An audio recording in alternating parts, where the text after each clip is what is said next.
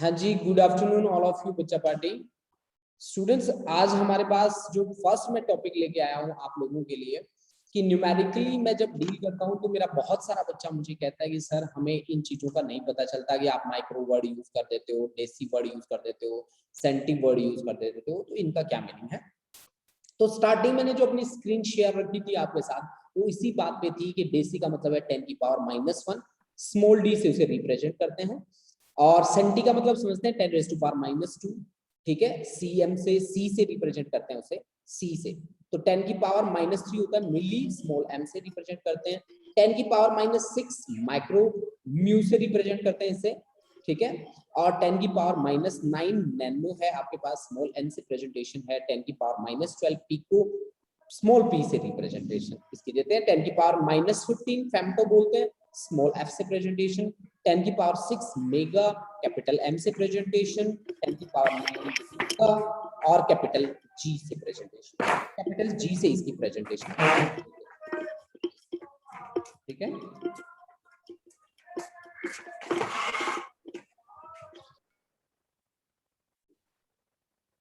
हाँ जी, देखिए बच्चा, हमारे पास आगे क्या है, 10⁻12 टेरा, कैपिटल टी से रिप्रेजेंटेशन इसकी देते हैं।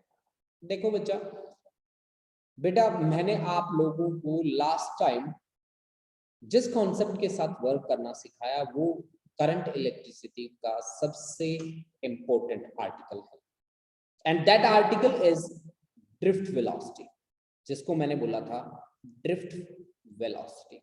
मैंने ड्रिफ्ट वेलोसिटी का जो आर्टिकल था वो कहा था कि वेलोसिटी एसोसिएटेड विद इलेक्ट्रॉन, ठीक है, इलेक्ट्रॉन के साथ ये एसोसिएट होगा, किस लिए, ताकि इलेक्ट्रॉन ड्रिफ्ट कर सके किसकी तरफ, towards the positive end of the conductor, and that velocity comes out to be equal to vd, this is minus of e into e by m into τ। यहाँ पे नेगेटिव साइन का मतलब ये है कि इलेक्ट्रिक फील्ड की जो direction होगी उससे अपोजिट डायरेक्शन रहेगी किसकी, ड्रिफ्ट वेलोसिटी की, क्योंकि वेलोसिटी एक वेक्टर क्वांटिटी है और वेक्टर क्वांटिटी में नेगेटिव का मतलब होता है ऑपोजिट डायरेक्शन, ऑपोजिट डायरेक्शन। फिर मैं आगे बढ़ा और आगे बढ़ के मैंने एक कॉन्सेप्ट किया जिस कॉन्सेप्ट का नाम था I is equal to NEA VD। Actually this is the relationship between current and drift velocity. ये करंट और ड्रिफ्ट वेलोसिटी के बीच का एक रिलेशन था मेरे पास, जिसमें n जो था वो नंबर डेंसिटी के लिए स्टैंड करता था, E stands for magnitude of charge on electron, A stands for area of cross section of the conductor, and VD stands for drift velocity, ठीक है। Then the concept is I is equal to NEA VD, I is equal to NEA VD. Now if I want to change this article कि I can say I by A, current per unit area, that is always equal to current density, actually current density. तो current density की value मेरे पास क्या आई, current density की value आई n into E into VD, जहां पे VD क्या है, मेरा ड्रिफ्ट वेलोसिटी है। अगर मैं ड्रिफ्ट वेलोसिटी का मैग्नीट्यूड यहाँ पे रख दूं तो I by A current density, जिसको हम रिप्रेजेंट करते हैं J से, J की वैल्यू आ जाएगी n into E into VD की वैल्यू है बेटा E into capital E divide by M into relaxation time. तो रिलैक्सेशन टाइम क्या, तो अब देखो बच्चा, ये मेरे पास बन जाता है n e square e divide by m into two, that is equal to j, ठीक है। अब मेरा कॉन्सेप्ट है j is equal to sigma into e लिखना। क्या मैं लिख सकता हूं क्या यहाँ से n e square by m और इंटू टू और मल्टीप्लाई कर दो e के साथ, तो क्या ये सिग्मा के बराबर है। लास्ट टाइम हमने पढ़ा था कि सिग्मा क्या था हमारा, सिग्मा था इलेक्ट्रिकल कंडक्टिविटी। सिग्मा किसके इक्वल था, इलेक्ट्रिकल कंडक्टिविटी। तो रेजिस्टेंस किसके इक्वल था, क्या हमने रेजिस्टेंस के लिए कोई एक्सप्रेशन किया था, आंसर इज यस। कैसा एक्सप्रेशन था हमारा उसके लिए, रेजिस्टेंस के लिए, तो मैं आपको बता दूं अगर आपको ध्यान हो तो रेजिस्टेंस को हमने कुछ इस तरह से प्रेजेंट किया था आपके सामने कि R is equal to M into L upon N E square A into tau. Resistance जिसमें डायरेक्टली प्रोपोर्शनल था लेंथ के, इनवर्सली प्रोपोर्शनल था एरिया ऑफ क्रॉस सेक्शन के, जहां से बना स्पेसिफिक रेजिस्टेंस या रेजिस्टिविटी, और इनवर्सली प्रोपोर्शनल है ये किसके, रिलैक्सेशन टाइम के। ये बातें मैंने पढ़ी थी इस कॉन्सेप्ट से, ठीक है ना। अब देखो बेटा, आप लोगों ने मेरे को कहा कि सर रेजिस्टिविटी क्या चीज होती है, रेजिस्टिविटी होती है आर ए बाय एल के इक्वल, और रेजिस्टिविटी की वैल्यू यहां से अगर मैं आर की वैल्यू रख लूं तो M upon N E square into tau के बराबर आती है। और आपको पता है कि ये आपका रेजिस्टिविटी है, रेजिस्टिविटी, और रेजिस्टिविटी का रेसिप्रोकल जो होता है ना वो होता है कंडक्टिविटी, जिसे मैं सिग्मा से रिप्रेजेंट कर रहा हूं यहाँ पे, रेसिप्रोकल ऑफ कंडक्टिविटी। यानी कि रेजिस्टिविटी किसका रेसिप्रोकल है, कंडक्टिविटी का, तो रेजिस्टिविटी का रेसिप्रोकल कौन है, conductivity. This is 1 by sigma that is equal to ρ। तो अब आप मेरे को बताओ कि सिग्मा की वैल्यू कितनी आनी चाहिए, m upon N E square into tau किसके बराबर है जी, m upon N E square. यानी कि अगर मान लीजिए आपके पास रेजिस्टिविटी की value m upon N E square into tau के बराबर है, अगर ये वैल्यू है आपके पास, तो फिर सिग्मा क्या होना चाहिए, सिग्मा होना चाहिए N E square tau by M. यानी कि यहां से आपके पास कॉन्सेप्ट बन गया J इज इक्वल टू क्या बना, N E square tau by M किसके बराबर है, सिग्मा के बराबर, और sigma into A. This is microscopic form of Ohm's law, इसे बोलते हैं जी microscopic form of Ohm's law, microscopic form of Ohm's law, form of Ohm's law, Ohm's law. ठीक है जी, तो आप इसको नोट कर लें अच्छे से, आपका ये कॉन्सेप्ट हो गया जी microscopic form of Ohm's law, या यूं कह सकते हैं आप कि relationship between J sigma and E, J sigma and E, इन तीनों के बीच जो रिलेशनशिप है वो मैंने आपके सामने रख दी।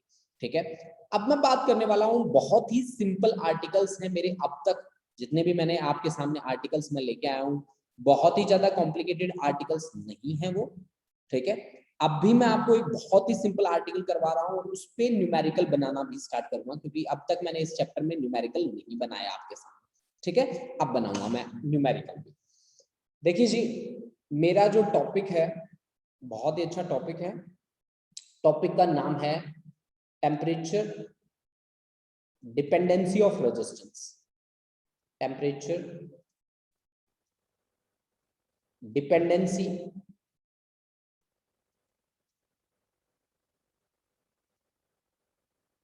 ऑफ रेजिस्टेंस, रेजिस्टेंस की टेम्परेचर पे डिपेंडेंसी। रेजिस्टेंस, क्या रेजिस्टेंस टेम्परेचर पे डिपेंड करता है, आंसर इज यस, वो टेम्परेचर पे डिपेंड करता है। रेजिस्टेंस 100% श्योर है टेम्परेचर पे डिपेंड करता है, लेकिन कैसे डिपेंड करता है, this thing we have to check. ठीक है, ये चीज हमें चेक करनी पड़ेगी। मैं कहां से चेक करूंगा, मेरे को एक फॉर्मूला पता है, और वो फॉर्मूला मेरे को कहता है R is equal to M into L upon N E square A into tau. ये फॉर्मूला है जी वो, जिसमें मुझे यहां से एक बात दिखती है कि रेजिस्टेंस जो है ना वो इनवर्सली प्रोपोर्शनल है किसके, टो के। टो का मतलब होता है relaxation time, relaxation, relaxation TATI on, देखिए इसकी स्पेलिंग ठीक कर लेना बेटा, रिलैक्सेशन टाइम। ठीक है, तो यहां से मैं क्या कहूंगा कि अगर ये रिलैक्सेशन टाइम डिक्रीज होगा तो रेजिस्टेंस क्या होगा, ऑफ कोर्स इंक्रीज होगा। अब रिलैक्सेशन टाइम डिक्रीज होने का मीनिंग क्या होता है, रिलैक्सेशन टाइम डिक्रीज कब होगा, जब पार्टिकल बहुत ही कम समय के लिए रिलैक्स होगा। अब रिलैक्स कम समय के लिए कब होगा, जब कोलिजन का नंबर बहुत ज्यादा बढ़ जाएगा। यानी कि इसका मतलब क्या है कि यहाँ पे नंबर ऑफ कोलिजन्स क्या हो जाएगा, बहुत ज्यादा इंक्रीज हो जाएगा, नंबर ऑफ कोलिजन्स इंक्रीज हो जाएगा। अब नंबर ऑफ कोलिजन इंक्रीज होने का क्या मतलब है कि काइनेटिक एनर्जी बढ़ जाएगी, more and more kinetic energy is imparted to the particles, more and more kinetic energy is imparted to the particles, to the particles. मतलब यहाँ पे कोलिजन बढ़ेगा तो काइनेटिक एनर्जी बढ़ेगी भाई, है ना। कोलिजन बढ़ने का मतलब काइनेटिक एनर्जी बढ़ेगी। अब अगर काइनेटिक एनर्जी पार्टिकल्स की इंक्रीज हो रही है तो काइनेटिक एनर्जी किसके डायरेक्टली प्रोपोर्शनल होती है? Kinetic energy is directly proportional to temperature. Kinetic energy is directly proportional to temperature. मतलब इसका सीधा सीधा मीनिंग ये हुआ कि यहाँ पे टेम्परेचर क्या होगा? इंक्रीज होगा। टेम्परेचर क्या होगा? यहाँ पे इंक्रीज होगा। अब आप इस चीज को कनेक्ट करिए, रेजिस्टेंस जब इंक्रीज हुआ तो टेम्परेचर भी क्या हुआ? इंक्रीज हुआ बेटा। यानी कि अगर आप किसी कंडक्टर के साथ डील कर रहे हैं और कंडक्टर के लिए टेम्परेचर इंक्रीज हो रहा है तो उसका रेजिस्टेंस भी इंक्रीज हो रहा है, और अगर रेजिस्टेंस इंक्रीज हो रहा है तो करंट क्या हो रहा है? डिक्रीज हो रहा है। ठीक है, there is a formula that we have to keep in mind directly. ठीक है, सीधा हमें याद रखना है, वो फॉर्मूला है हमारा RT, resistance at T degree Celsius temperature, that is equal to R naught resistance at 0 degree Celsius temperature into 1 plus alpha into T। ठीक है, अल्फा जिसमें रहता है temperature coefficient, T is the temperature change from 0 to T। ठीक है, तो इसमें RT जो है मैंने लिखा है इसको resistance at T degree Celsius temperature, resistance at T degree Celsius temperature. ठीक है, resistance at T degree Celsius temperature. और आर नोट जो है वो है आपके पास resistance at 0 degree Celsius temperature, resistance at 0 degree Celsius temperature, 0 degree Celsius temperature. और यहाँ पे अल्फा क्या है? अल्फा है टेम्परेचर कोएफिशिएंट, टेम्परेचर कोएफिशिएंट। ठीक है, और T क्या है आपका? टेम्परेचर चेंज, मतलब T माइनस 0 भी लिख सकते हैं आप इसको, या टेम्परेचर चेंज लिख दीजिए आप, टेम्परेचर चेंज लिख देते हैं। देखो बच्चा, आपकी बुक में जो फॉर्मूलाज बना रखे हैं इस पे पेज, वो फॉर्मूला आपको इस तरह से बना के दिए जाएंगे। जैसे RT है तो RT की जगह लिखा होगा R2, न्यूमेरिकल प्रॉब्लम से डील करने के लिए बता रहा हूँ। That is equal to R naught की जगह लिख दो R1 1 plus alpha into T2 minus T1, T2 minus T1 is the temperature change। R2 क्या है? Resistance eight T2 degree Celsius temperature, और R1 क्या है? Resistance eight T1 degree Celsius temperature. R2 क्या है? Resistance eight T2 degree Celsius temperature. और R1 क्या है आपके पास? R1 है resistance eight T1 degree Celsius temperature, alpha temperature coefficient, और T2 माइनस T1 किसके इक्वल है? डेल्टा T के बराबर है temperature change T2 minus T1। तो हमारे पास इस एक कॉन्सेप्ट की दो स्टेटमेंट है, ये दोनों की दोनों स्टेटमेंट न्यूमेरिकली जहां पे भी आपको यूज करनी पड़ जाए आराम से आप यूज कर लो, कोई प्रॉब्लम आपको नहीं आएगी न्यूमेरिकल प्रॉब्लम्स। ठीक है, स्पेशली न्यूमेरिकल्स के लिए हमने ये फॉर्मूला बनाया। अब देखो बेटा, केवल कंडक्टर्स ही तो नहीं होते हमारी मैटर में, कंडक्टर भी होते हैं, इंसुलेटर भी होते हैं, सेमीकंडक्टर्स भी होते हैं, अलॉयज भी होते हैं। तो उनके लिए टेम्परेचर की डिपेंडेंसी क्या सेम रहेगी क्या? नहीं, आंसर इज नो। कि जैसे कि आज हम देखते हैं कि बड़े बड़े थर्मल स्टेशंस लगे हैं, पावर प्लांट लगे हैं। आप देखो रेगिस्तान में जाके देखो, राजस्थान में चले जाओ आप, तो राजस्थान में आप देखोगे कि सोलर जो सेल्स हैं वो बड़े ही सक्सेसफुल हैं। अगर हम सोलर प्लांट की बात करते हैं, सोलर सेल्स की बात करते हैं, तो बड़े ही सक्सेसफुल हैं। ठीक है, क्योंकि वहां पे आपको पता है गर्मी बहुत ज्यादा पड़ती है, तो जहां पे गर्मी ज्यादा पड़ती है वहां सोलर सेल लगा रखे हैं, और सोलर सेल सेमीकंडक्टर के बने होते हैं। तो उनमें क्या बात होती है स्पेशल, वो बातें मुझे पढ़नी है। तीनों के लिए अलग अलग मैंने 3 कैटेगरीज बनाई है यहाँ पे, वो तीनों की तीनों कैटेगरी क्या क्या है देखिए। सबसे पहले मैं बात करूंगा कंडक्टर्स की। कंडक्टर्स के केस में रेजिस्टेंस का क्या रोल रहेगा। दूसरी मैं बात करूंगा इंसुलेटर की, इंसुलेटर की बात करूंगा मैं। और इसके साथ साथ इसी कैटेगरी में हमने रखा है किसको? सेमीकंडक्टर को, क्योंकि जो इफेक्ट टेम्परेचर का इंसुलेटर पे रहता है वही इफेक्ट सेमीकंडक्टर पे भी रहता है। ठीक है। और तीसरी बात मैं करूंगा एलॉय के लिए, ठीक है, कि एलॉय हम जहां पे भी यूज करते हैं क्यों उसका यूज हम वहां उस सिचुएशन में करते हैं, इसका आज ही मैं आपको आंसर दे देता हूं। आपकी पूरी फिजिक्स में जहां पे भी एलॉय आपको दिखे वहां पे उसका सेम आंसर आपने देना है हर जगह, आप वही आंसर दोगे जो आंसर मैं आज आपको यहाँ पे लिखूंगा। जैसे कि हम बात करते हैं सबसे पहले कंडक्टर, तो कंडक्टर के केस में जो टेम्परेचर कोफिशिएंट होता है अल्फा, उसकी वैल्यू होती है बेटा पॉजिटिव, अल्फा उसमें क्या होता है पॉजिटिव होता है बेटा। अब अगर अल्फा पॉजिटिव होगा तो R T is equal to R naught into 1 plus alpha into T है। अब ये अल्फा आपका पॉजिटिव है, तो आप सोच के देखो कि कहानी कैसी है। आप देखो कि आर टी किसके बराबर हो गया, आर टी हो गया R naught into 1 plus alpha की वैल्यू, तो प्लस ही होगी कुछ ना कुछ, माइनस तो होगी नहीं। तो ये एक से बड़ा है आर नोट और ये एक के बराबर आ रहा है, ठीक है। तो आर नोट बड़ा है कि आर टी बड़ा है, ये अकेला है भाई, और ये एक से ज्यादा है ना, तो बड़ा कौन हुआ आर टी बड़ा हुआ, एक से ज्यादा होके भी इसके बराबर आ रहे हैं, तो इसका मतलब क्या है कि R T is greater than R naught. R T क्या है resistance at T degree Celsius, ये क्या है resistance at 0 degree Celsius temperature.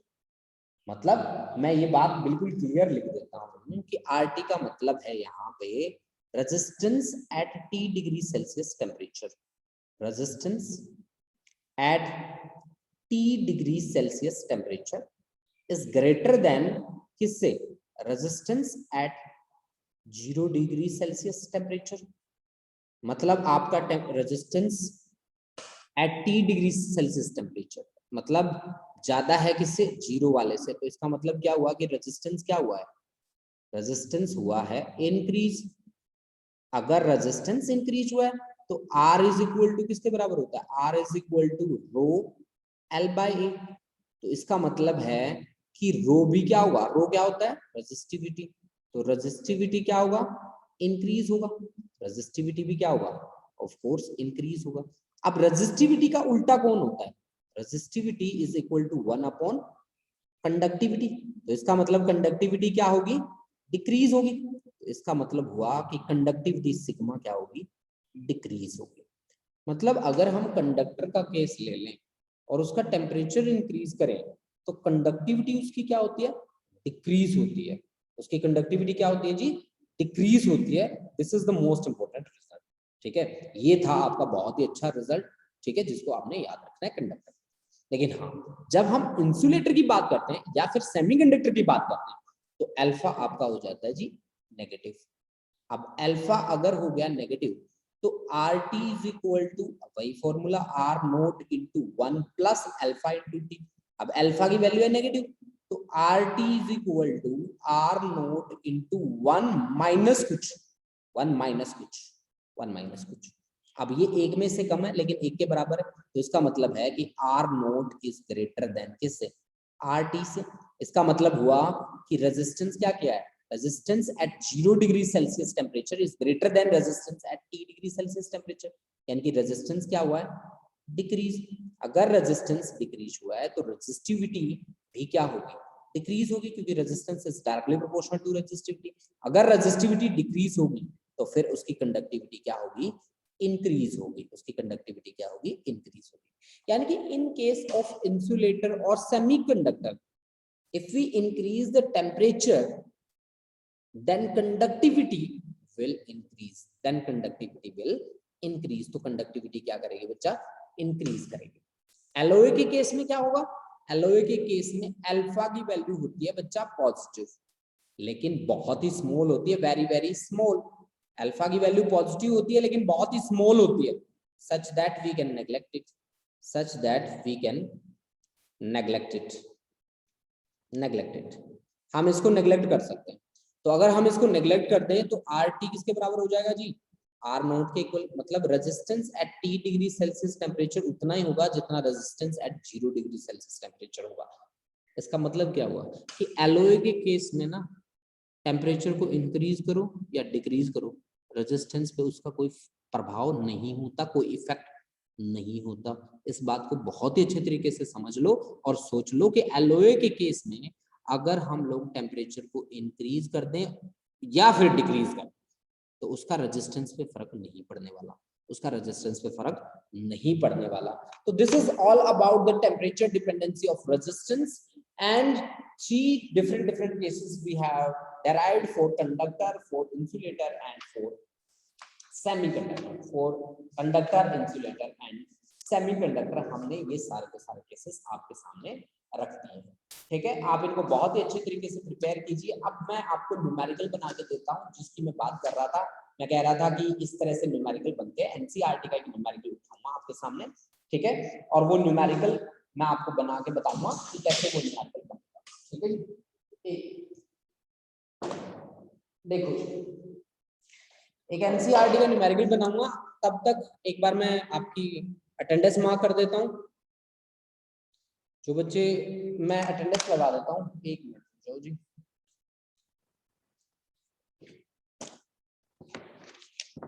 हाँ जी, तब तक आप सभी नोट कर ले बेटा, किसी को डाउट है तो वो भी पूछ ले भाई।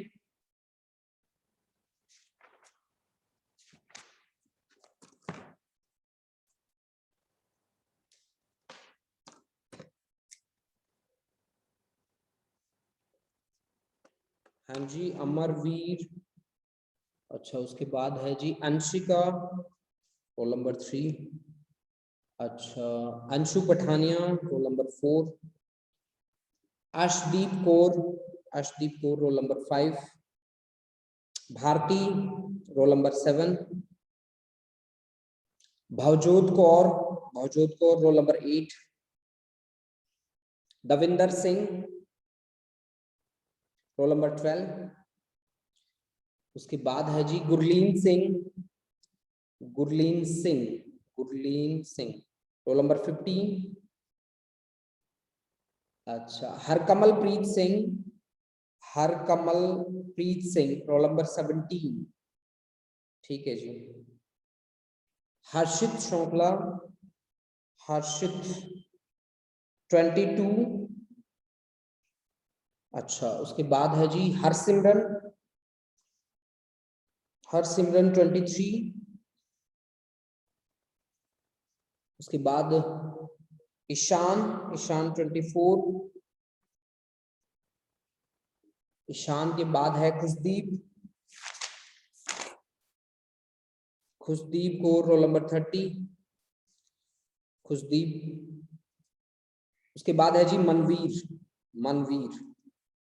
मनवीर है जी 35। महक है जी 37। निशांत परमार 40। प्रियंका है जी प्रियंका है 45। प्रियंका के बाद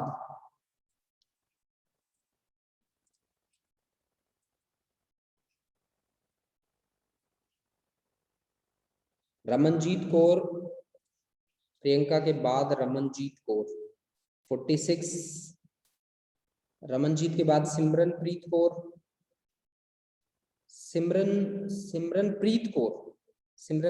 50। और सिमरन के बाद है जी वंशिका है 56। अच्छा कोई रह गया हो तो बता देना भाई बच्चा, कोई रह गया हो बच्चा तो मेरे को बता देना भाई प्लीज। प्रियंका 44 रोल नंबर है आपका। 44 प्रियांचल का है बेटा। प्रियंका आपका 45 है बेटा, ठीक है। प्रियंका को 45 है बच्चे, प्रियांचल है 44 पे, ठीक है। हाँ जी, अब आगे बढ़ते हैं, नेक्स्ट कॉन्सेप्ट लेते हैं। मैंने कहा था एक न्यूमेरिकल करवाना, मैंने एनसीईआरटी का आपको, ठीक है। तो वो एनसीईआरटी का न्यूमेरिकल मैं करवाता हूँ आपको और देखता हूँ कि कितने बच्चे इस बात को पकड़ पाते हैं, कितने बच्चे कैच कर पाते हैं उस बात को, ठीक है। तो चलो जी, अगर आप ये न्यूमेरिकल पकड़ पाए तो आप ये मान के चलिए कि इस कॉन्सेप्ट के आप बादशाह हो जाएंगे, अगर आपने ये न्यूमेरिकल को सही तरह से कैप्चर कर लिया तो, ठीक है, तो चलो जी हमारी स्टार्ट होती है हमारी परीक्षा। देखो जी मैं स्टेटमेंट बोल के सुनाऊंगा आपको, आप एनसीईआरटी में मैच करेंगे उसको, अगर आपके पास एनसीईआरटी है तो, अगर नहीं है तो आप मेरी बात को सुनेंगे, ठीक है। मैं कहता था heating filament of an electric toaster is made up of nichrome. कहता है कि हीटिंग फिलामेंट है हमारे पास इलेक्ट्रिक टोस्टर का, नाइक्रोम से बना हुआ है। कहता है कि when a very small current passes through it at room temperature, जहां पे रूम टेम्परेचर की बात आती है ना, एट रूम टेम्परेचर, तो 27 डिग्री सेल्सियस कर लो, 27 डिग्री सेल्सियस। इसने कहा at room temperature its resistance is 75.3 ओम, मतलब रेजिस्टेंस एट 27 डिग्री सेल्सियस कितना है आपके पास, 75.3 ओम, 75.3 ओम, ठीक है जी। कहता है कि when toaster is connected to a 230 volt supply, मतलब V is equal to 230 volt, है ना, V is equal to 230 volt. The current settles after a few seconds to a steady rate of, after a few seconds current कितना हो जाता है, I is equal to हो जाता है 2.68 ampere, इतना करंट हो जाता है भाई, ठीक है। कहता है कि what is the study temperature of nichrome element, the temperature coefficient of resistance, मतलब टेम्परेचर कोएफिशिएंट की वैल्यू आपको दे रखी है 1.7 into 10 raised to power minus 4 पर डिग्री सेल्सियस, पर डिग्री सेल्सियस। देखो जी कैसे आपको डील करना होगा इसको, ठीक है। तो सबसे पहले देखो कि आपको क्या निकालना है कि रेजिस्टेंस एट 27 डिग्री सेल्सियस तो आपको दे रखा है। अब इसने कहा कि हमने पोटेंशियल अप्लाई किया तो करंट इतना हो गया, हुआ ना, तो इस टाइम पे रेजिस्टेंस कितना था, इस टाइम पे रेजिस्टेंस जो था वो आपके पास आ गया R is equal to V upon I, V is equal to IR, तो R is equal to V upon I, तो 230 डिवाइड बाय 2.68 क्या आ गया ओम। इस टेम्परेचर का हमें पता नहीं है, RT हमें निकालना, सही बात है कि नहीं, बिल्कुल बिल्कुल सही बात। तो यानी कि यहां से अब मेरा कॉन्सेप्ट कैसे बनेगा, यानी कि अब मेरा कॉन्सेप्ट जो बनेगा वो बनेगा कुछ इस तरह से कि आपने कहा था मेरे को कि RT is equal to R naught into 1 plus alpha into आपका डेल्टा टी ले लो, डेल्टा टी, सही बात है क्या, बिल्कुल। तो RT का मेरे को वैल्यू गिवन है 230 upon 2.68, that is equal to R naught का वैल्यू मुझे गिवन है 75.3 इंटू 1 प्लस अल्फा की वैल्यू मुझे गिवन है, अल्फा की वैल्यू है 1.7 into 10 raise to power minus 4, और delta T T2 minus T1, T का मुझे नहीं पता, T1 का मुझे पता है 27 डिग्री सेल्सियस, बन गया article.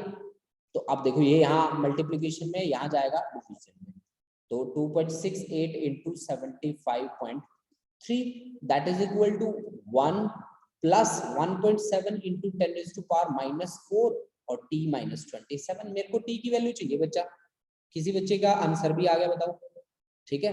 Sorry sir my keyboard और mouse keep freezing all the time so I have to restart the computer, that's why I left the class. कोई बात नहीं बच्चे, कोई बात नहीं, ठीक है। आप वैसे मोबाइल पे देख लिया करो बेटा, ठीक है, फोन पे देख लिया करो बच्चे। तो अब देखो बेटा 230 को इससे डिवाइड करके देखते हैं भाई, ठीक है, इसको डिवाइड करके देखते हैं और रिजल्ट बनाते हैं, क्या आएगा इसका रिजल्ट, ठीक है।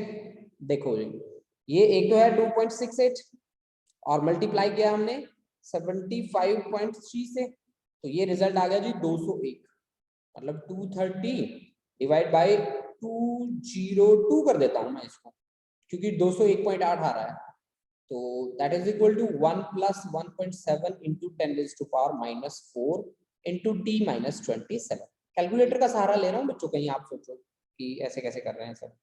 230 डिवाइड बाय 202, तो ये आ गया मेरे पास 1.13 that is equal to 1 plus 1.7 into 10 की power minus 4 into T minus 27, सही है। इसको इधर लेके जाओगे तो 0.13 इज इक्वल टू 1.7 इंटू 10 की पावर माइनस 4 और t माइनस 27, ठीक है ना जी। तो ये इधर जाएगा तो 0.13 डिवाइड बाय 1.7 और इंटू 10 की पावर इधर जाएगा तो प्लस हो जाएगा 4 और t माइनस 27। तो आप इसको क्या लिखेंगे, देखो जी यहां से 110, 100 नीचे जाएगा 10, तो इसको लिख लो नियरली इक्वल टू 10 की पावर 3 आ गया आपका आंसर, तो t माइनस 27। तो ये आपका बन गया t is equal to 1000 plus 27, 10 की पावर 3 1000 होता है ना, तो ये आ गया 1027 क्या डिग्री सेल्सियस ना, बिल्कुल यार। तो ये आपके पास बन गया क्या 10, सही आंसर आया हमारा 1027 डिग्री सेल्सियस टेम्परेचर आ गया, ठीक है जी, सही बना। थोड़ा आंसर तो 822 आना चाहिए था, ठीक है, तो थोड़ा सा तो गड़बड़ हुआ है आंसर में, ठीक है, बाकी कॉन्सेप्ट आपका यही रहेगा बच्चा, इसी तरह से आपको अप्लाई करना है, ठीक है जी। हाँ जी, अब देखो जी इसके बाद हम बात आगे करते हैं, एक न्यूमेरिकल और करवाता हूँ मैं आपको, इस पे बेस्ड अच्छा सा न्यूमेरिकल करवाता हूँ इस बार और भी अच्छा, ठीक है। हाँ जी, ये न्यूमेरिकल समझ में आया जितने बच्चों को मैंने समझाया है, बोलो बेटा फटाफट से बोलो, कितने बच्चों को समझ में आया न्यूमेरिकल। देखो आपकी स्टेटमेंट, दो स्टेटमेंट मैं याद करवाता हूँ आपको सबसे पहले, हो सकता है बहुत सारे बच्चों को डाउट रहा हो इसमें, देखते हैं चलो कितने बच्चों को डाउट रहा। दविंदर को समझ में आ गया, महक को आ गया, और कितने बच्चों को आया समझ में, भावजोत को आ गया, गुरलीन सिंह को आ गया समझ में, अच्छा वंशिका को आ गया, ठीक है। वंशिका मैंने आपको वो भेज दी क्या असाइनमेंट, हाँ जी वंशिका को मैंने भेज दी, ठीक है ठीक है। देखो जी चलो देखो बेटा, इस पूरे कॉन्सेप्ट का मास्टरमाइंड कौन है, ये फॉर्मूला कि R T is equal to R naught into 1 plus alpha into T, ये तो आता है भी सिंपलेस्ट स्टेटमेंट में। एक आता है बच्चा ऐसे करके कि R two is equal to R one into 1 plus alpha into T two minus T one, ठीक है ना, एक इस फॉर्म में आता है। तो ये दोनों फॉर्म अगर आपको याद है तो आपको कभी कोई प्रॉब्लम नहीं होने वाली, ठीक है। चलो जी हम एक एनसीईआरटी का न्यूमेरिकल और उठाते हैं एनसीईआरटी से, देखो जी एक एनसीईआरटी का न्यूमेरिकल और लेता हूं, कहते हैं कि resistance of A platinum wire of platinum resistance thermometer at the ice point is 5 ओम। आप देखो आइस पॉइंट का क्या मतलब है, 0 डिग्री सेल्सियस, तो 0 डिग्री सेल्सियस पे रेजिस्टेंस कितना दे रखा है 5 ओम दे रखा है, ठीक है। And at steam point, steam point कौन सा होता है भाई 100 डिग्री सेल्सियस, तो रेजिस्टेंस एट 100 डिग्री सेल्सियस आपको दे रखा है कितना 5.23 ओम, 5.23 ओम, ठीक है। When thermometer is inserted in a hot bath, the resistance of platinum wire is 5.795 ohm. Calculate the temperature. यानी कि आपको क्या कहा गया कि जब आपको टेम्परेचर निकालना है, रेजिस्टेंस आपको दे रखा है 5.795 ओम। क्लियर, देखो कैसे आप काम करोगे। सबसे पहले इन दोनों से आपको क्या निकाल लेना है, आपको अल्फा निकाल लेना है। तो इन दोनों के लिए फॉर्मूला यूज कर लीजिए, ऊपर वाला ये वाला, ठीक है। तो आर टी कितना दे रखा है, आर टी दे रखा है 5.23, आर नोट कितना दे रखा है 5, 1 प्लस अल्फा आपको निकालना है, टी कितना आ गया 100 माइनस 0, तो 100 ही आ गया। तो ये आ गया आपके पास 5.23 divide by 5, that is equal to 1 plus alpha into 100। Clear, तो 5 1 जा 5, 0, 5 4 जा 20 और 5 6 जा 30, तो ये आ गया 1 प्लस अल्फा इंटू 100, तो यानी कि ये आपके पास बन गया जी 0.046, that is equal to alpha into 100, ठीक है जी। तो ये आ गया जी आपका 0.046 इंटू 10 की power -2, that is equal to alpha, यानी कि इसको ऐसे लिख सकते हैं 4.6 इंटू 10 की power -4, this is equal to alpha. ये अब आपके पास अल्फा की वैल्यू आ चुकी है, ठीक है जी। अब अल्फा की वैल्यू जैसे ही आपके पास आएगी वैसे ही आप वैल्यू पुट करोगे कहां पे, ये कॉन्सेप्ट लेके आओ आप देखो यहाँ पे देखो, इसको ले आओ और इसको ले आओ। अब आपको पता है ना कि R T is equal to क्या होता है, R naught into 1 plus alpha into T, सही है। ये टी हमें मेजर करना है, वैसे तो टी माइनस 0 होता है, तो जीरो आपके पास वैल्यू जीरो है, वैसे T2 माइनस T1 भी रख सकते थे आप, पता है बिल्कुल।